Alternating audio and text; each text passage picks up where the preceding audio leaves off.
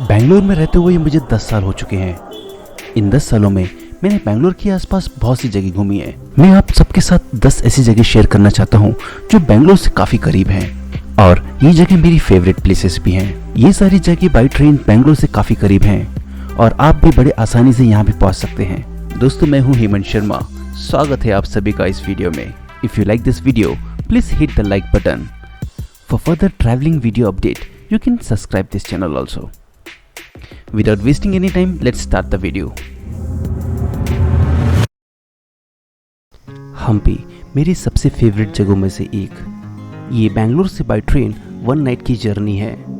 बेंगलोर में हर एक दिन चैलेंजिंग होता है, जैसे ऑफिस जाना, ट्रैफिक में फंसना, ऑफिस में वर्क का प्रेशर, अपने बॉस को हैंडल करना, अपने कलीग्स को खुश रखना, बहुत सारे डिफरेंट प्रेशर्स होते हैं। But Hampi is the place where you find the piece.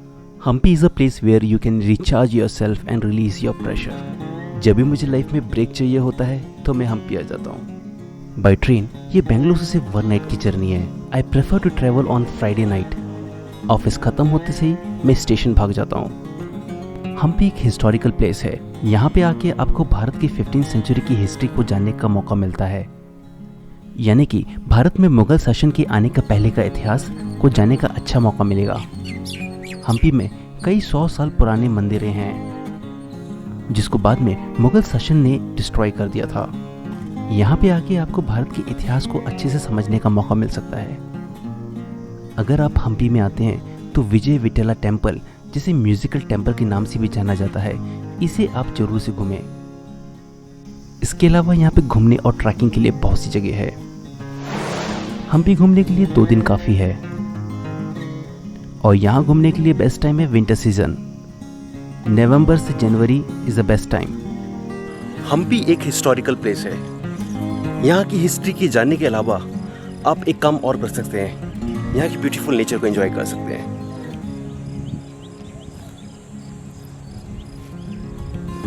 और यहाँ पे होटल्स और रेस्टोरेंट्स भी काफ़ी अच्छे हैं। आई थिंक मुझ जैसे फूड लवर के लिए ये बेस्ट प्लेस है। ऊपर दिए आई बटन में आप क्लिक करके हम्पी का वीडियो आप देख सकते हैं। इसके बारे में विस्तार में इस वीडियो में काफ़ी कुछ बताया है।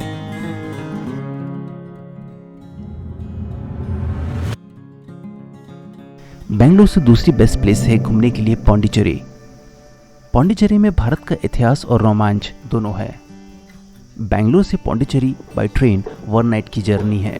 अपनी छुट्टी को इस्तेमाल करते हुए ऑफिस के बाद फ्राइडे इवनिंग को आप पौंडीचेरी के लिए ट्रेन पकड़ो और अगली सुबह आप पौंडीचेरी पहुंच जाएंगे। खैर, मैं तो ऐसे ही करता हूं।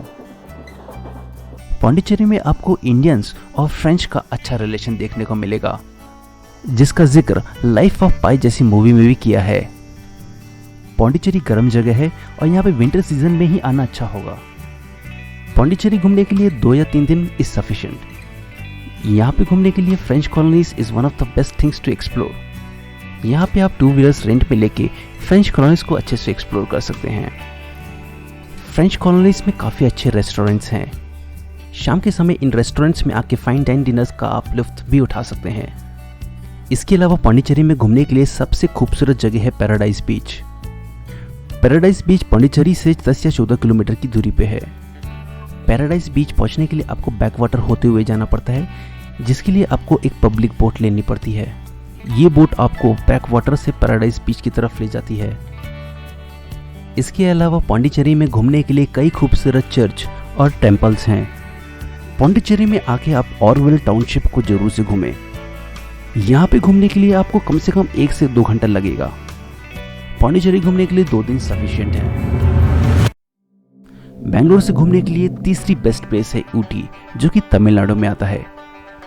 ऊटी बेंगलोर से 270 किलोमीटर की दूरी पे है। बाय ट्रेन या बाय बस आप 8 से 10 घंटे में आराम से ऊटी पहुंच सकते हैं।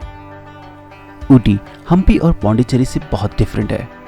ऊटी एक हिल स्टेशन है जो कि नीलगिरी की पहाड़ों में बसा हुआ है। सही में बहुत खूबसूरत नज़ारा है।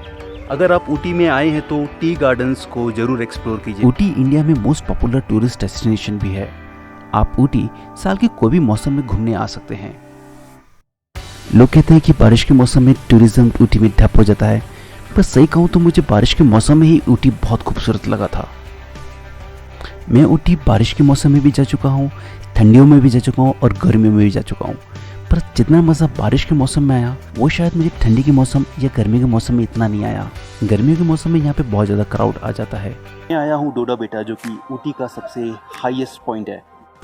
Ooty is also famous for honeymoon destination. Ooty में आके मुझे ऊंचे पहाड़, घाटियाँ, चाय के बागान, ताज़ी हवा, ये सब मिल जाता है, जो कि शायद कभी कभी मैं बैंगलोर में रह के मिस करता हूँ। खैर, ये बैंगलोर से बहुत ही करीब है। जब भी मूड आता है तो मैं बैग उठा के ऊटी आ जाता हूँ। सेम फ्राइडे नाइट की ट्रेन या बस पकड़ के ऊटी अगली सुबह यानी शनिवार को पहुँच जाता हूँ। सैटरडे संडे यहाँ पे रहता हूँ। अगर उसमें मेरे को एक आध दिन और एडिशनल छुट्टी मिल जाती है तो दैट इज़ मोर एडवांटेजेस। चाहे तो आप भी ऐसा कर सकते हैं।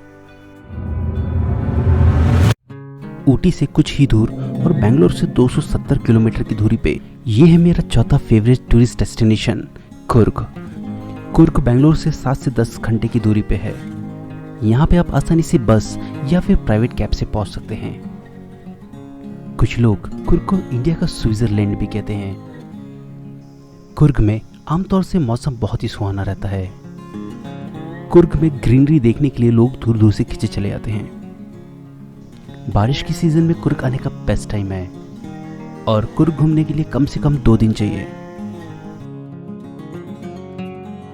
बैंगलोर से 240 किलोमीटर की दूरी पे है ये है चिकमंगलुरु। यहाँ पे आने के लिए किसी मौसम या बेस्ट टाइम का इंतज़ार नहीं करना पड़ता है। जब भी मूड हो तब अपना बैग उठाओ और यहाँ पे चले आओ।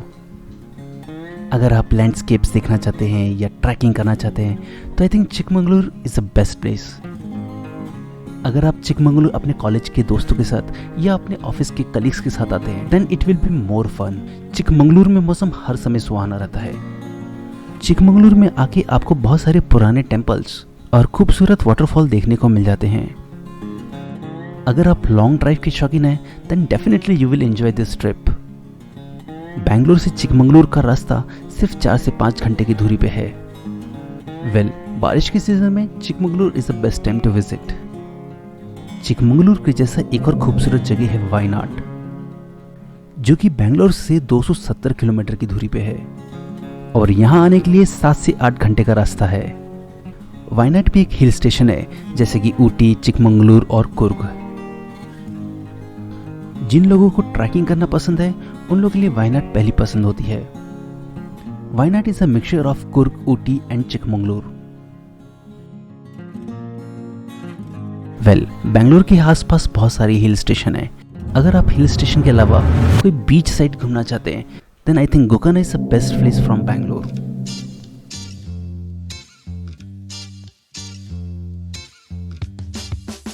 बैंगलोर से गोकर्णा का डिस्टेंस 490 किलोमीटर है। बैंगलोर से गोकर्णा पहुंचने के लिए आपको बस या ट्रेन दोनों ही आसानी से मिल जाती है। Gokarna is super cool place. अगर आप बीच देखना चाहते हैं तो मस्ट विजिट गोकर्णा। ऐसे लगेगा ही नहीं कि आप भारत में हैं। फॉरेनर के लिए गोकर्णा भारत में पहली पसंद है।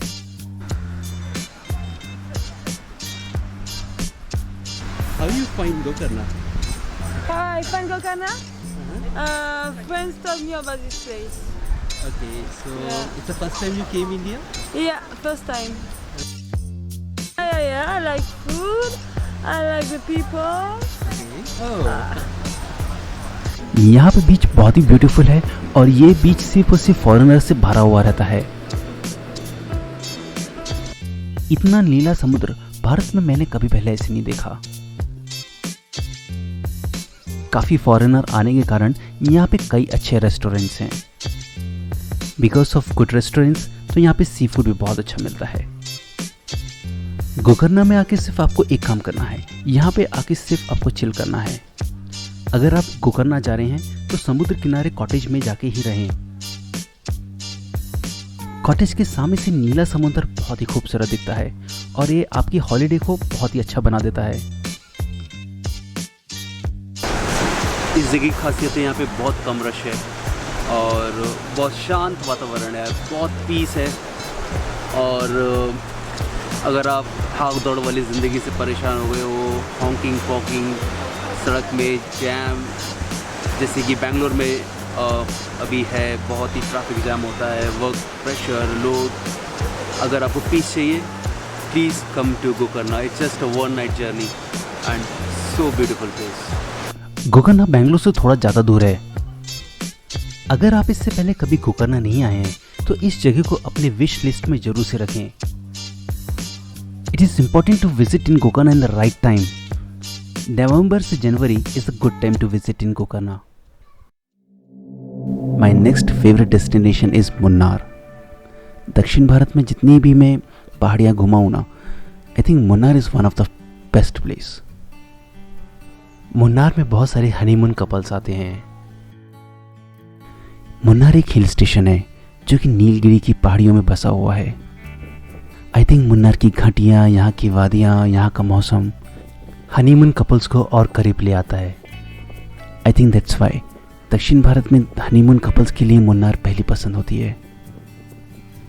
अगर आपको नेचर पसंद है, अगर आपको पहाड़ पसंद है, अगर आपको लैंडस्केप देखना पसंद है, आपको झरना देखना पसंद है, अगर आप बेंगलोर में रह के ठंड मिस कर रहे हैं तो आप मुन्नार जरूर आइए। यहाँ का वातावरण बहुत ही ठंडा रहता है। मैंने मुन्नार को 8वें नंबर में इसलिए रखा क्योंकि ये बेंगलोर से 480 किलोमीटर की दूरी पे है। इस ब्यूटीफुल मुन्नार को घूमने के लिए कम से कम 4 से 5 दिन चाहिए। अगर आप वीकेंड सैटरडे संडे को जोड़ के और 1-2 दिन की छुट्टी ले लेते हैं then it is sufficient for you. Kodaikanal is also similar like Munnar. ये बेंगलोर से 470 किलोमीटर की दूरी पे है। कोडाईकनाल में आपको बिल्कुल वैसे ही लगेगा जैसे मुन्नार में लगता है।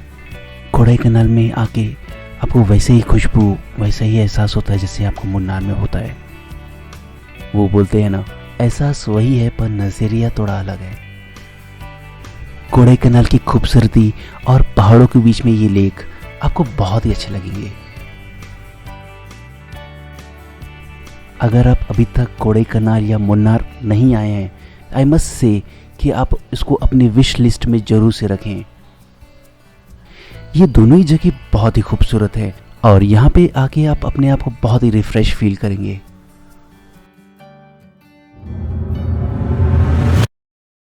My next favorite place is Mysore. It's just a 4 hours journey from Bangalore। Mysore आप कभी भी घूम सकते हैं। I think Saturday and Sunday is sufficient to visit in Mysore. अगर आप बेंगलोर में रह रहे हैं, दशहरा में अपने घर नहीं जा रहे हैं, तो आप मैसूर आइए और मैसूर के दशहरा को ज़रूर से एक्सप्लोर कीजिए। उसके अलावा मैसूर में घूमने के लिए बहुत सी जगह है, बट मैसूर पैलेस और Vrindavan garden is one of the best place to visit in Mysore. दोस्तों, उम्मीद करता हूँ आप सबको ये वीडियो अच्छा लगा हो। अगर अच्छा लगा तो लाइक करके जरूर जाइएगा। If you like my voice and presentation then subscribe my channel also. I don't mind. Once again, thanks for your valuable time and watching this video.